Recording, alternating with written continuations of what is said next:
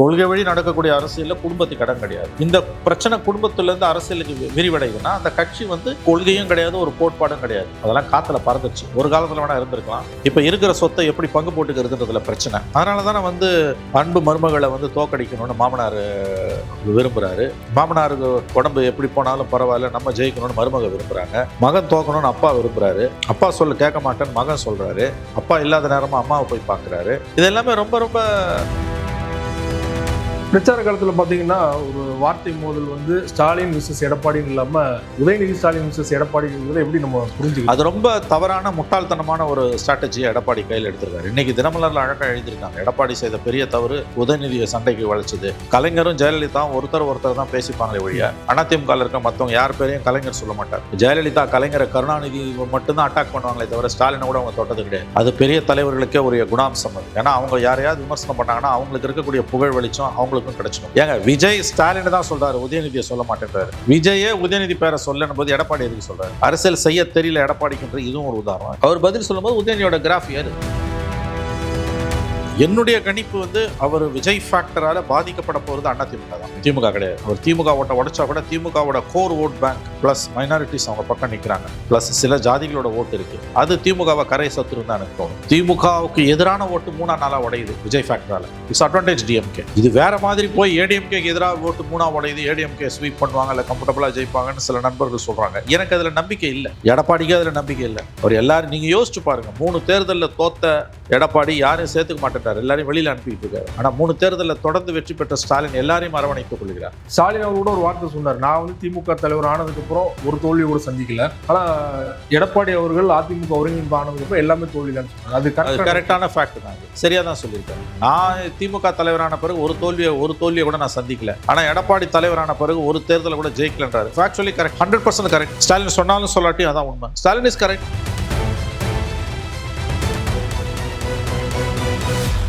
அரசியல் களம் நேயர்களுக்கு வணக்கம். இன்றைக்கு நம்ம நேர்காணலுக்காக மூத்த பத்திரிகையாளரும் அரசியல் திறனாய்வாளருமான திரு மணி அவர்கள் நம்மோடு இருக்கிறார். அவரோடு பேசலாம். சார் வணக்கம். சார் வணக்கம். தேர்தல் பிரச்சார களம் சூடு பிடிச்சிருக்கு.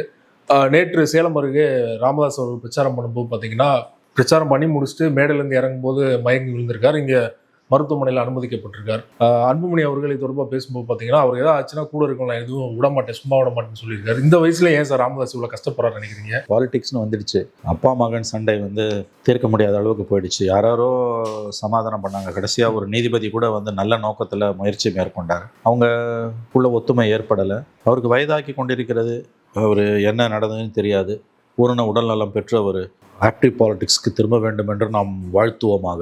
அவ்வளோதான். அதுக்கு மேலே நம்ம அதில் பேசுறதுக்கு ஒன்றுமே இல்லை. எலெக்ஷன் முடிவுகளுக்கு அப்புறமா அது எப்படி போகணும்? ஒருவேளை அன்புமணி ஏற்கனவே கட்சியை கைப்பற்றிட்டாரு. ராமதாஸ் அவருடைய அரசியல் எதிர்காலம் எப்படி நினைக்கிறீங்க? தெரியலங்க. அது இப்போ எலெக்ஷன் ரிசல்ட்ஸ் பொறுத்தது. பார்ட்டி அவர் கண்ட்ரோலில் தான் இருக்கு, அன்புமணி கண்ட்ரோலில் தான் இருக்கு. இது அரசியல் சிக்கல் இல்லை, அது குடும்ப சிக்கல். சரியா நினைக்கிறீங்களா தேர்தலுக்கு அப்புறம்? ஐ டோன்ட் நோ, எனக்கு எப்படி தெரியும்? அது அரசியல் சிக்கலாக இருந்ததுன்னா நம்ம பேசலாம். குடும்ப சிக்கலுக்கு எல்லாருக்கும் பிரச்சனையை தீர்த்து வைப்பவர் ராமதாஸ். 88 வயதாகிறது அவருக்கு ஒரு பிரச்சனைனா யார் தீர்த்து வைக்கிறது? குடும்பத்துல மூத்தவர் அவர் தான். அவரோட வம்சத்துல குடும்பத்துல அவர் தான் பெரியவர். அவங்க குடும்பத்துல யார் பிரச்சனைனாலும் பஞ்சாயத்து அவர்கிட்ட போவோம். இன்னைக்கு அவருக்கே பிரச்சனைனா யார் என்ன பண்ண முடியும்? இது அப்பா மகன் பிரச்சனை எல்லைகளை கடந்து போய்விட்டது. குடும்பம் இருகூறாக பிளந்து கிடக்கிறது. Very very chat. ஃபேமிலி இப்படி ஆகக்கூடாது. அதுவும் வயசான காலத்துல அவருக்கு இந்த வேதனை வந்திருக்க கூடாது. பட் அதை தாண்டி நம்ம யார் பக்கம் நியாயம் இல்லைன்னு நம்ம பேசுவது என்பது முட்டாள்தனம். அரசியல் பிரச்சனையா இருந்ததுன்னா பேசலாம். அரசியல் சிக்கல் இல்லை, இது குடும்ப சிக்கல். குடும்ப சிக்கலுக்கு நம்ம எப்படி தீர்வு சொல்லும்? ஆனா சௌமியா அன்புமணி அவர்களை எப்படியா தர்மபுரியில் வீழ்த்தணும் அப்படிங்கிறதுல அதுதாங்க அந்த தனி மனித பகையா அது மாறிடுச்சுங்க. பகை வந்துடுச்சுனாலே, பகை உணர்ச்சி வந்துடுச்சுனாலே எல்லா நியாய தர்மங்களும் அடிபட்டுரும். அவர் தான் வயதுல மூத்தவர். அவருக்கு பகை உணர்ச்சி வந்துடுச்சு. அது சரியா தப்பா நம்ம விவாதிக்க முடியாது. மருமகள் தோக்கணும்னு அவர் விரும்புகிறாரு. முதல்ல இது ஒரு அரசியல் கட்சியான ஒழுங்கான அரசியல் கட்சியாக இருந்தால் இந்த சிக்கல் வந்திருக்காரு. கொள்கை வழி நடக்கக்கூடிய அரசியல் கட்சியில் குடும்ப பகைக்கு இடமே கிடையாது. குடும்பத்துக்கு இடம் கிடையாது. கொள்கை வழி நடக்கக்கூடிய அரசியலில் குடும்பத்துக்கு இடம் கிடையாது. இந்த பிரச்சனை குடும்பத்திலேருந்து அரசியலுக்கு விரிவடையுதுன்னா அந்த கட்சி கொள்கையும் கிடையாது, ஒரு கோட்பாடும் கிடையாது. அதெல்லாம் காத்துல பறந்துடுச்சு. ஒரு காலத்துல வேணா இருந்திருக்கலாம். இப்ப இருக்கிற சொத்தை எப்படி பங்கு போட்டுக்கிறதுன்றதுல பிரச்சனை. அதனாலதான் அன்பு மருமகளை தோக்கடிக்கணும்னு மாமனார் விரும்புறாரு. மாமனாருக்கு உடம்பு எப்படி போனாலும் பரவாயில்ல, நம்ம ஜெயிக்கணும்னு மருமக விரும்புகிறாங்க. மகன் தோக்கணும்னு அப்பா விரும்புகிறாரு. அப்பா சொல்ல கேட்க மாட்டேன்னு மகன் சொல்கிறாரு. அப்பா இல்லாத நேரமாக அம்மாவை போய் பார்க்குறாரு. இது எல்லாமே ரொம்ப ரொம்ப sad, very very sad development. அதாவது ரொம்ப வருத்தம் அளிக்கக்கூடிய துரதிருஷ்டவசமான விஷயங்கள். இது நடக்கக்கூடாது, எந்த குடும்பத்திலும் இப்படி நடக்கக்கூடாது. பிரச்சனைகளை வந்து குடும்பத்துக்குள்ளே தீர்த்துக்கணும். அதுவும் அரசியல் கட்சியாக இருந்து குடும்பமாக வரீங்கன்னா உள்ளுக்குள்ளே வச்சு தீர்த்துக்கணும். வெடிச்சு செதறுதுன்னா ஒன்றும் பண்ண முடியாது. குறிப்பாக ராமதாஸ் அவர்கள் அன்புமணி மோதல் வந்தாலும் கட்சி முழுதாக அன்புமணி அவர்கள் கண்ட்ரோல் போயிடுச்சு. ஆனாலுமே அந்த கிராமப்புறங்களில் வன்னியர்கள் மத்தியில் ராமதாஸ் அவர்களுக்கான செல்வாக்குன்னு இருக்கு இல்லையா, அது வந்து எலெக்ஷனில் பாமகக்கு எதிராக திரும்ப நினைக்கிறீங்களா? அது சொல்ல முடியல சிவா. ஏன்னா பாமகன்ற கட்சி வந்து ராமதாஸ் அன்புமணி கிட்ட தான் இருக்கு. ராமதாஸ் கிட்ட அந்த வன்னியர்களோட ஓட்டு, அந்த சாதி ஓட்டு சமூகத்தில் குலசாமியாக அவரை பார்க்கப்படுறாரு. அந்த சமூகத்தில் இருக்கக்கூடியவங்கள இப்போ முதியவர்கள்கிட்ட அவருக்கு ஒரு செல்வாக்கு இன்னமும் இருக்குது. அது ஓட்டாக எப்படி டிரான்ஸ்ஃபர் ஆகும்னு தெரியல. அவர் வேறு இப்போ மருத்துவமனையில் இருக்கிறார். அவர் சீக்கிரம் பூரண உடல் நலம் பெற்று திரும்பணும். ஏன்னா டாக்டர் என்ன சொல்லியிருக்காரு, 2 நாளில் அவருக்கு பிரச்சாரத்துக்கு போகலான்னு சொல்லியிருக்காரு. ஸோ அது வந்துட்டாருன்னா அது நார்மல் ஆகிடும். அப்படி இல்லை, அவர் இன்னமும் மருத்துவமனையில் இருந்து அவருக்கு சிகிச்சை தேவைப்படுகிறதுனா அதை வைத்து அனுதாபம் தேடக்கூடிய வேலைகளை வந்து நடக்கும். அது இன்னும் தேர்தல் நேரத்தில் இன்னும் அதிகமாக போகும். திமுக அதிமுக பிரச்சாரம் பார்த்தீங்கன்னா 2 பேருமே பர்சனல் அட்டாக்காக தான் போயிட்டு இருக்கு. இவர் வந்து ஸ்டாலின் அவர்கள் வந்து இருந்திருக்க மாட்டார் அப்படின்னு பேசுனதாகட்டும், திரும்ப ஸ்டாலின் அவர்கள் பதிலடி கொடுத்தாகட்டும், உதயநிதி கனிமொழி எல்லாம் பேசுறதாகட்டும், இந்த மாதிரியான ஒரு கேம்பெயின் வந்து இதுக்கு மாதிரி தேர்தல் நடந்து இதெல்லாம் நடந்திருக்கு. இது ஒன்றும் புதுசு கிடையாது. இதை விட கேவலமெல்லாம் நடந்திருக்கு. ஏதோ இப்போதான் புதுசாக இவங்க வந்து தனி மனித தாக்குதலில் அப்படியே ஈடுபடுறாங்க அப்படின்னு ஏதோ திமுககாரங்க வந்து அப்படியே விக்டிம் கார்டு ப்ளே பண்ணுறாங்க. 84 எம்ஜிஆர் அமெரிக்காவில் இருக்கும்போது செத்துட்டார் எம்ஜிஆர் முதலமைச்சர். அவர் திரும்ப வந்தாருன்னா அவர்கிட்ட ஆட்சி ஒப்படைச்சார். நீங்கள் எனக்கு இப்போ ஓட்டு போடுங்கன்னு கேட்டவர் கருணாநிதி. போஸ்டர் அடித்து ஓட்டினவர். திமுக அளவு தனி மனித தாக்குதல்களில், வன்மத்தில், அவதூறில் இறங்கி தேர்தலை சந்தித்தவங்க யாருமே கிடையாது. இது ஒன்றும் புதுசு கிடையாது. அப்படி பார்த்தா இப்போ எடப்பாடி பேசுறதுலாம் ரொம்ப ரொம்ப சாதாரண விஷயம். ஆனால் அவர் அதை பேசியிருக்கக்கூடாது. தனி மனித தாக்குதல் யார் செய்தாலும் தவறு, எடப்பாடி செய்திருக்கக்கூடாது, உண்மைதான். ஆனால் விக்டிம் கார்டு ப்ளே பண்ணுற அளவுக்கு திமுக ஒன்று எந்த விதமான இருதய சுத்தியும் கிடையாது. இவங்க ஏற்கனவே இவங்க வந்து எம்ஜிஆருக்கும் ஜெயலலிதாவுக்கும் காமராஜுக்கும் பண்ணதோடலாம் ஒப்பிடும்போது இதில் 10ல் 1 பங்கு 100ல் 1 பங்கு கூட வராது. பிரச்சார காலத்தில் பார்த்தீங்கன்னா ஒரு வார்த்தை மோதல் வந்து ஸ்டாலின் விசஸ் எடப்பாடின்னு இல்லாமல் உதயநிதி ஸ்டாலின் விசஸ் எடப்பாடிங்கிறத எப்படி நம்ம புரிஞ்சுக்கலாம்? அது ரொம்ப தவறான முட்டாள்தனமான ஒரு ஸ்ட்ராட்டஜியை எடப்பாடி கையில் எடுத்திருக்காரு. இன்னைக்கு தினமலரில் அழகாக எழுதியிருக்காங்க. எடப்பாடி செய்த பெரிய தவறு உதயநிதியை சண்டைக்கு வளைச்சது. கலைஞரும் ஜெயலலிதாவும் ஒருத்தர் தான் பேசிப்பாங்களே ஒழிய அதிமுகவில் இருக்க மற்றவங்க யார் பேரையும் கலைஞர் சொல்ல மாட்டார். ஜெயலலிதா கலைஞரை கருணாநிதி மட்டும்தான் அட்டாக் பண்ணுவாங்களே தவிர ஸ்டாலினை கூட அவங்க தொட்டது கிடையாது. அது பெரிய தலைவர்களுக்கே உரிய குணாம்சம் அது. ஏன்னா அவங்க யாரையாவது விமர்சனம் பண்ணாங்கன்னா அவங்களுக்கு இருக்கக்கூடிய புகழ் வெளிச்சம் அவங்களுக்கும் கிடைச்சிடும். ஏங்க விஜய் ஸ்டாலின் தான் சொல்றாரு, உதயநிதியை சொல்ல மாட்டேன்றாரு. விஜயே உதயநிதி பேரை சொல்லணும் போது எடப்பாடி எதுக்கு சொல்றாரு? அரசியல் செய்ய தெரியல எடப்பாடிக்குன்ற இதுவும் ஒரு உதாரணம். உதயநிதி அதை ரசிக்கிறார். என்னதான் இருந்தாலும் ஒரு முன்னாள் முதலமைச்சர், எதிர்கட்சி தலைவர், அது என்ன மாதிரியான இஷ்யூஸை பேசுறாரு? ஹைலி பர்சனல் இஷ்யூஸை பேசுறாரு. எடப்பாடியோட லெவலுக்கு அது தேவையா? கேட்டால் என்ன 19, 21, 25 எப்போ பேசினாலும் நீங்கள் பேசக்கூடாது. அவங்க பேசலாம், நீங்கள் பேசக்கூடாது. அப்படி பேசுனா உங்கள் கட்சியில் இருக்க 3 படி கீழே இருக்கவங்க வச்சு பேசணும். நீங்கள் பதில் சொல்லக்கூடாது. அவரே பதில் சொல்லும்போது உதயநிதியோட லெவல் ஏறுது. அவர் பதில் சொல்லும்போது உதயநிதியோட கிராஃப் ஏறுது. தவறு செய்கிறார் எடப்பாடி. தன்னுடைய அந்தஸ்தும் உயரமும் அவருக்கு தெரியவில்லை. சென்னையை பொறுத்த வரைக்கும் போன வாட்டி ஸ்வீப் பண்ணியிருந்தாங்க, கோயம்புத்தூரை பொறுத்த வரைக்கும் ஏடிஎம்கே ஸ்வீப் பண்ணியிருந்தாங்க. இந்த முறை வந்து தலைகளாக மாற வாய்ப்பு இருக்கு அப்படின்னு சொல்றாங்க. கணிக்க முடியலங்க, இந்த தேர்தலை கணிக்கவே முடியல. ஏன்னா 4 முனை 5 முனை போட்டியா போகுது. இது 4 முனை போட்டினா ரூலிங் பார்ட்டிக்கு தான் அட்வான்டேஜ். அந்த ஒரு விதத்துல திமுகவுக்கு தான் சாதகமா இருக்கு. கம்ஃபர்டபுளா அவங்க ஜெயிச்சிருவாங்க தான் எனக்கு தோணுது. ஏன்னா திமுக எதிரான ஓட்டு உடையுது, 4-5 உடையுது. அதனால திமுக ஜெயிக்க வாய்ப்பு இருக்கு நான் நம்புறேனே ஒழிய மற்றபடி களத்துல என்ன இருக்குன்றது எனக்கு தெரியல. இது வந்து டஃபா இருக்குன்னு தான் சொல்றாங்க. But whatever it is, DMK will sail through. DMK ஜெயிச்சிரும் தான் எனக்கு தோணுது. ஏன்னா very simple, index of opposition unity. அது எதிர்கட்சி ஒற்றுமை இல்லை. இவ்வளோ தூரம் 4-5 உடையக்கூடாது. உடையுதுன்னா அது ஆளுங்கட்சிக்கு சாதகமாக தான் போய் முடியும். ஏடிஎம்கே சாதகமாக வாய்ப்பு வராது. எப்படி வரும்?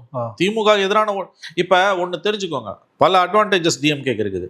மைனாரிட்டிஸ் இதுவரை வரலாறுல இல்லாத அளவுக்கு திமுக பக்கம் நிற்கிறாங்க. கிட்டத்தட்ட தமிழ்நாடு வாக்காளர்களில் மைனாரிட்டி ஓட்டர்ஸில் சிறுபான்மையின வாக்காளர்கள் மத்தியில் 80% பேர் வந்து இன்னைக்கு அவங்க கூட நிற்கிறாங்க, டிஎம்கே கூட நிற்கிறாங்க. இது வரலாறுல இல்லாது.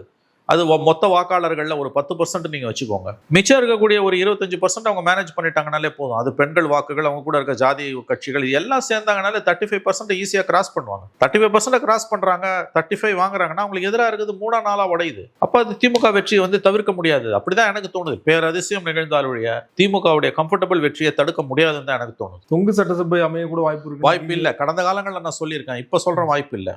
ஏன்னு கேட்டிங்கன்னா இவ்வளோ உடையுது. 4 முனை போட்டின்றது சில இடங்களில் 7 முனை போட்டியாகுது. ஒரு 30 தொகுதி இல்லைங்க, 20-30 தொகுதியில கூட வச்சுக்கோங்களேன். சசிகலா, ராமதாஸ், வேல்முருகன், கிருஷ்ணசாமி எல்லாம் உடைக்கிறாங்க. அதெல்லாம் வந்து டிஎம்கேக்கு தான் அட்வான்டேஜ். நான் சில மாவட்டங்கள் சில தொகுதிகள் போய் பேசும்போது பாத்தீங்கன்னா பெரும்பாலும் விஜய்க்கு ஆதரவா நிறைய கருத்து கணிப்புகள் வருது இல்லையா? சரிங்க. ஆனா அது எப்படி நீங்க வந்து அது ஓட்டா கன்வெர்ட் ஆகாதுன்னு நினைக்கிறீங்களா? இல்ல ஓட்டா பிரியும் போது திமுக இல்லைங்க, அது வந்துங்க அவர் ஏடிஎம்கே ஓட்டையும் உடைக்கிறாரு, டிஎம்கே ஓட்டையும் உடைக்கிறாரு. ஆனா என்னுடைய கணிப்பு வந்து அவர் விஜய் ஃபேக்டரால பாதிக்கப்பட போறது அதிமுக தான், திமுக கிடையாது. அவர் திமுக ஓட்டை உடைச்சா கூட திமுகவோட core vote bank plus minorities அவங்க பக்கம் நிற்கிறாங்க, பிளஸ் சில ஜாதிகளோட ஓட்டு இருக்கு, அது திமுகவை கரை சத்துரு தான் எனக்கு தோணுது. திமுகவுக்கு எதிரான ஓட்டு 3 உடையுது விஜய் ஃபேக்டரால. It's advantage DMK. இது வேற மாதிரி போய் ஏடிஎம்கேக்கு எதிராக ஓட்டு 3 உடையுது, ஏடிஎம்கே ஸ்வீப் பண்ணுவாங்க இல்லை கம்ஃபர்டபுளா ஜெயிப்பாங்கன்னு சில நண்பர்கள் சொல்றாங்க. எனக்கு அதுல நம்பிக்கை இல்லை, எடப்பாடிக்கு அதுல நம்பிக்கை இல்லை. அவர் எல்லாரும் நீங்க யோசிச்சு பாருங்க, 3 தேர்தலில் தோத்த எடப்பாடி யாரையும் சேர்த்துக்க மாட்டேன்றார், எல்லாரையும் வெளியில அனுப்பிட்டு இருக்காரு. ஆனா 3 தேர்தலில் தொடர்ந்து வெற்றி பெற்ற ஸ்டாலின் எல்லாரையும் அரவணைத்துக் கொள்கிறார். ஸ்டாலின் அவர் கூட ஒரு வார்த்தை சொன்னார், நான் வந்து திமுக தலைவர் ஆனதுக்கு அப்புறம் ஒரு தோல்வியை கூட சந்திக்கல, ஆனா எடப்பாடி அவர்கள் அதிமுக ஒருங்கிணைப்பு ஆனதுக்கு அப்புறம் எல்லாமே தோல்விதான் சொல்றாரு. அது கரெக்டான ஃபேக்ட் தான், அது சரியா தான் சொல்லியிருக்காரு. நான் திமுக தலைவரான பிறகு ஒரு தோல்வியை கூட நான் சந்திக்கல, ஆனா எடப்பாடி தலைவரான பிறகு ஒரு தேர்தலை கூட ஜெயிக்கலன்றாரு. Factually correct, 100% correct. ஸ்டாலின் சொன்னாலும் சொல்லாட்டி அதான் உண்மை. Stalin is correct. இப்போ நீங்க நம்ம கடந்த முறை பேசும்போது பாத்தீங்கன்னா அதிகாரிகள் மாற்றப்படல, இதெல்லாம் திமுகவுக்கு சாதகமான சூழல் இருக்குன்னு சொன்னீங்க. இன்றைக்கு பாத்தீங்கன்னா அதிகாரிகள் மாற்றப்பட்டிருக்காங்க. சேகர்பாபு அவருடைய மகனுக்கு சொந்தமான நிறுவனங்கள் வந்து ஐடி சோதனை நடைபெற்றிருக்குது. அப்புறம் இன்னொரு வேட்பாளர் சொந்தமான இடங்கள் கூட ஐடி சோதனை நடைபெற்றிருக்கு. கரூர் வேட்பாளர் நினைக்கிறேன். ஸோ மாறுதா கிளம்பி எப்படி எடுத்துக்கிறது? இது ஒன்று பிஜேபி ஒன்று திமுக ஹெல்ப் பண்ணுதெல்லாம் நான் நினைக்கல. இதெல்லாம் காலம் கடந்த நடவடிக்கை. அது இந்த எலெக்ஷனில் அவங்க குறிப்பூரா வெஸ்ட் பெங்காலில் இருக்குது, தமிழ்நாடு பக்கம் அவங்க பெருசாக கவனம். இந்த ஐடி ரைட்லாம் எப்படி எடுத்துக்கிறது? இது சகஜங்க. அவங்க வந்து அதெல்லாம் கண்டே பிடிக்க முடியாது. அவங்க எல்லா இடத்துலையும் பதுக்கியிருப்பாங்க. பல இடங்களில் பணப்பட்டுவாடா முடிஞ்சிடுச்சு. 2 பேருமே முடிச்சிருக்காங்க, முடிச்சு தேர்த்துட்டாங்க. செகண்ட் ரவுண்டு அது இந்த ஞாயிற்றுக்கிழமை வர சனி ஞாயிறில் முடிச்சுடுவானுங்க. அதையும் அது ஒன்றும் பிரச்சனையே கிடையாது. ஞாயிறு திங்கள் 2 நாள் இருக்குது. இந்த ஐடி ரைடெல்லாம் வந்து எனக்கு தெரிஞ்சு சால்ஜாப். இதெல்லாம் ஒன்று கண் துடைப்புன்னு தான் நான் பார்க்குறேன். இதாலெல்லாம் ஒன்றும் பெருசாக அவங்கள டிஎம்கேவை டிஸ்டர்ப் பண்ண முடியாது. அவங்க 10 லேயர் 12 லேயர் வச்சுருப்பாங்க. ஒன்று வந்துன்னா ஒன்று போச்சுன்னா ஒன்று வரும், ஒன்று போச்சுன்னா ஒன்று வரும், இன்னொன்று போச்சுன்னா இன்னொன்று வரும். இது மூலம்லாம் அவங்கள ஒன்றும் பண்ண முடியாதுன்னு எனக்கு தோணுது. அதிகாரிகள் மாற்றம் அது ஒன்று, அது காலம் கடந்ததுங்க. நீங்கள் என்ன உங்களுக்கு சீஃப் செக்ரட்டரியை 3 வாரம் பொறுத்து மாற்றுறாங்க, டிஜிபியை 3 வாரம் பொறுத்து மாற்றுறாங்க, கமிஷனரை கடைசியாக ஒரு 2 நாள் முன்னால் மாற்றுறாங்க. இதெல்லாம் வந்து உங்களுக்கு வந்து நீங்கள் கிட்டத்தட்ட 3 வீக்ஸ் வந்து எலெக்ஷன் டைமில் அதே அதிகாரிகளை வச்சு நடத்திட்டு வெஸ்ட் பெங்காலில் அன்னைக்கே நோட்டிஃபிகேஷன் வந்து அன்னைக்கு மாற்றலாம். சீஃப் செக்ரட்டரி, ஹோம் செக்ரட்டரி, இவங்க எல்லா அதிகாரியும் மாற்றலாம். 600 அதிகாரிகளை மாற்றிருக்காங்க. இங்கே எங்கே இருக்குது? நாம் கேவாஸ் ஒரு 4 பேரை மாற்றிருக்காங்க. இப்போ கழுவத்துக்குள்ளே இடி ரைடு போனாங்க. இங்கே என்னங்க நடக்குது? ஒன்றுமே இல்லையாங்க. இது கூட வந்து பெரிய அளவில் விமர்சனம் வருது அப்படின்றதுக்காக மாற்றிருக்காங்க. 3 வாரம் பொறுத்து நீ மாற்றி என்ன பண்ணுச்சு? கண் துடைப்பு தான். கண் துடைப்பு தான் என்னை பொறுத்தவரையில். இது கண் துடைப்பு. புதுச்சேரியில் சமீபத்தில் வாக்குப்பதிவு முடிஞ்சது. அதில் பார்த்தீங்கன்னா வரலாறு காணதில் 90% மேலே ஓட்டு வந்து போலாயிருது இல்லையா? இது எதை உணர்த்துது? எஸ்ஐஆர்னாலையா இல்லை விஜய் ஃபேக்டர்னாலையா? ரொம்ப கடினமாக இருக்குங்க இதை புரிஞ்சுக்கிறது. ரிசல்ட் வந்த பிறகு தான் சொல்ல முடியும். அதுக்கு முன்னால் சொல்கிறது அதிக பிரசங்கித்தனமாக இருக்கும். நிச்சயமாக அதுக்கு முன்னால் சொல்வது என்பது அதிக பிரசங்கித்தனம் தான். எஸ்ஐஆர் ஒரு ஃபேக்டராக கூட இருக்கலாம், but it's a small state. அதுலேயும் 90%ன்றது ரியலி சர்ப்ரைசிங். அது விஜய் ஃபேக்டராலையா என்ன புரிந்து கொள்வது கடினமாக இருக்கிறது. தமிழ்நாட்டிலே எதிரொலிக்கணும்னு நினைக்கிறீங்களா? ஓட் பர்சன்டேஜ் இன்க்ரீஸ் ஆகுது. ஆகலாம், விஜய் ஃபேக்டரால் ஓட் பர்சன்டேஜ் இன்க்ரீஸ் ஆகலாம் தான் எனக்கு தோணுது. திஸ் டைம் கடந்த முறையை விட இந்த முறை தேர்தலில் வாக்குப்பதிவு கூடுதலாக இருக்கும் என்று தான் நான் கருதுகிறேன். கூடுதலானா யாருக்கு லாபம்? ஆளுங்கட்சிக்கு, எதிர்கட்சிக்கு? ஜென்ரலி கூடுதல்ன்றது வந்து எதிர்கட்சிகளுக்கு தான் லாபம். Generally heavy polling is always good for opposition. ஏன்னா எதிர்ப்பு ஓட்டுகள் ஆளுங்கட்சிக்கு சாதகமாக பிடிச்சா கூட மக்கள் அப்படியே பாஞ்சுலாம் வந்து ஓட்டு போட மாட்டாங்க. But this time it's difficult to assess. என்னை பொறுத்த வரைக்கும் மைனாரிட்டிஸ் திமுக பக்கம் கிட்டத்தட்ட 80% இருக்காங்க. ப்ளஸ் திமுக எதிரான ஓட்டு 4-5 உடையுது. That's why DMK is an advantageous position. அதை நம்பி தான் சொல்கிறேன் நான். இந்த தேர்தல் திமுகவுக்கு சாதகமான தேர்தல். அவர்கள் எப்படியும் ஆட்சியை தக்க வைத்துக் கொள்வார்கள் தான் எனக்கு தோணுது. நம்பர்ஸ் கூட குறைய இருக்கலாம், பட் கண்டிப்பாக அவங்க ஆட்சியை தக்க வச்சுப்பாங்க தான் எனக்கு அதான் மனசில் படுது. விஜய் அவர்களுக்கு செல்லும் இடம்லாம் மக்கள் வந்து பெருவெள்ளமாக வராங்க. ஆனாலுமே ஏன் வந்து அடிக்கடி பிரச்சாரத்தை ரத்து பண்ணுறாரு? என்ன காரணம் சார்? அவரை கேட்க வேண்டிய கேள்வி சார். அனுமதி கிடைக்கிறதே கஷ்டம். அதையும் அவர் விட்டுட்டு போகிறாருன்னா இன்னும் 10 நாள் தான் இருக்குது. இன்னும் முடிஞ்சு போச்சு. இன்னும் 9 நாள் தான் இருக்குது. அடுத்த செவ்வாய்க்கிழமையோட முடியுது. அவர் புரிந்து கொள்ள முடியாத மனிதராகத்தான் இருக்கிறார். அவர் அரசியலுக்கு பொருத்தமானவரா என்ற கேள்வி தான் எழுகிறது. அடிக்கடி நம்ம வெளியில் வந்தோம்னா நம்ம இமேஜ் குறைஞ்சிடும் அப்படிங்கிற ஒரு ஐ டோன்ட் திங்க் ஸோ. அப்படி நான் நினைக்கல. ஏதோ சிக்கல் இருக்குது அவருக்கு. அவர் அடிக்கடி வர மறுப்பதற்கு அது ரொம்ப ஒரு அன்யூஷுவலாக இருக்குது. களத்துக்கே வரமாட்டேன்றாரு. இப்போ கூட வரணும், அப்புறம் எப்போ வர போகிறீங்க? நீங்கள் சொல்கிற மாதிரி இப்போ வரலன்னா எப்போ வர்றதுன்னா, ஒருவேளை திமுக நீங்கள் சொல்கிற மாதிரி வந்து 4 கார்னர் ஃபைட் நல்லா திமுக ஆட்சி அமைஞ்சுன்னா விஜய் ஜெயிச்சா சட்டசபை போகணும். இல்லை 5 வருடங்கள் தாக்கு பிடித்தால் தானே அடுத்த எலெக்ஷனில் ஒரு ஆள் ஸ்கோர் பண்ணும். ஆமாம், பட் அவருடைய கடந்த 2 ஆண்டு கால செயற்பாடுகளை வைத்து பார்க்கும் பொழுது தேர்தலுக்கு பிறகு அவர் எத்தனை காலம் அரசியலில் இருப்பார் என்ற கேள்வி தான் நமக்கு எழுந்து நிற்குது. ஒரு தாக்கு பிடிப்பார் என்ற சந்தேகம் எனக்கு இருக்கிறது. அதோட ஒரு பகுதி தான் இன்றைக்கு வந்து மீண்டும் நடிக்க போறேன் அப்படின்னு சொல்லலாம். அப்படி சொல்லியிருக்காரா? ஆமா, அவரோட சார்ந்த வட்டாரங்கள் எல்லாருமே பேசியிருக்காங்க. எதுக்கு நடிக்க போறாரா? அட்லியுடன் வந்து அடுத்த படம் இணைய போறதா அவர். அப்ப அதுக்கு மேல என்ன உங்களுக்கு ஆதாரம்? இல்ல, அவர் சொன்ன காரணம் வந்து என்னன்னா, இந்த ஜனநாயகம் லீக் ஆயிடுச்சு, அந்த ப்ரொடியூசருக்கு வந்து பண ரீதியா உதவுறதுக்காக நான் அடுத்த படம் நடிச்சு கொடுக்க போறேன் அப்படின்னு சொன்னதா. நீங்க அரசியலுக்கு வந்தா என்னோட கடைசி படம்னு சொல்லிட்டு வந்தீங்க, அந்த வாக்குறுதியை மீறுவீங்கன்னு அர்த்தம். எனவே அது அவருடைய பர்சனல் மேட்டர். நம்ம அதுக்கு என்ன, ஒரு நடிகனை நடிக்காதன்னு யாரும் சொல்ல முடியாது. மேபி அது ரிசல்ட் வந்ததுக்கு அப்புறம் அவர் சொல்லி இருந்தா ட்ராலா மாறி இருக்கும். இப்பயே சொல்றதுனால ஒரு காரணம் முன்னாலேயே போட்டு வச்சிருக்காரு. தேர்தல் காரணம் கிடைச்சிருச்சு. ஆமா, தேர்தல் முடிவு அவருக்கு தெரியுது. முதலமைச்சரா என்ன நடிக்க முடியாது, ஏன்னா அனுதினமும் மக்கள் முன்னால் நடிக்கணும், கேமரா முன்னால் நடிக்க முடியாது. இப்போ இன்னைக்கு நீங்க சொல்ற ஸ்டேட்மெண்ட் உண்மைன்னா தோல்வியை விஜய் ஒப்புக்கொண்டிருக்கிறார். ஏன்னா முதலமைச்சரானா எப்படி நடிப்பேன், நடிக்க முடியாது. அப்போ தான் தோற்க போது உறுதி என்பதை அவர் தெரிந்துதான் நான் நடிக்க போகிறேன்னு சொல்லிட்டார். இதுதான் அவர் ஸ்டேட்மெண்ட். அவரே ஒப்புக்கொண்டு விட்டார் அவருடைய தோல்வி. முதல்ல வந்து விஜய் அவர்கள் பிரச்சாரத்துக்கு வர்றதுனால வந்து அவருடைய ஒரு அட்டை படத்தை வச்சு பிரச்சாரம் பண்ணாங்க. அதுக்கப்புறம் பார்த்தீங்கன்னா அவரை மாதிரியே ஒரு ஆளை வச்சு பிரச்சாரம் பண்ணாங்க. இது அடுத்த கட்டத்துக்கு போய் வந்து 3D இமேஜ் அது மூலமா வந்து வீடியோ பிரச்சாரம் பண்றாங்க இல்லையா. இது தலைமையே கூப்பிட்டு பாராட்டுது அப்படின்னு பெருமையா போடுறாரு. ஆனா விஜய் அவர்கள் வராத காரணத்தினால அவர் அப்படிலாம் பண்ணுவான். வரவே இல்லை. நீ களத்துக்கு வராமலே இதெல்லாம் செய்யற டெக்னாலஜியை வச்சு, ஏஐ வச்சுதான் கூட என்ன வேணா பண்ணலாம். நாளைக்கு ஒருவேளை ஜெயிச்சு செய்ய மாட்டீங்கன்னா அப்பயும் ஏஐ வச்சு தான் பண்ணுவீங்களா? இல்லை டூப் அனுப்புவீங்களா? பாடி டபுள்னுவாங்க, உங்களை மாதிரி இருக்க ஒருத்தர் அனுப்புவீங்களா? என்ன அரசியல் இது? அருவருப்பா இல்லை? கிரவுண்டுக்கு வராமல் பர்மிஷன் கொடுத்த பிறகு ஏன் வரமாட்டேன்? பர்மிஷன் கொடுக்கலாம் ஒப்பாரி வைக்கிறீங்க. பர்மிஷன் கொடுத்த பிறகு எதுக்கு வர மறுக்கிறீங்க? கடலூரில் உங்களுக்கு பர்மிஷன் கொடுத்தாச்சு, மத்தியானம் 2லேருந்து 10 வரைக்கும்.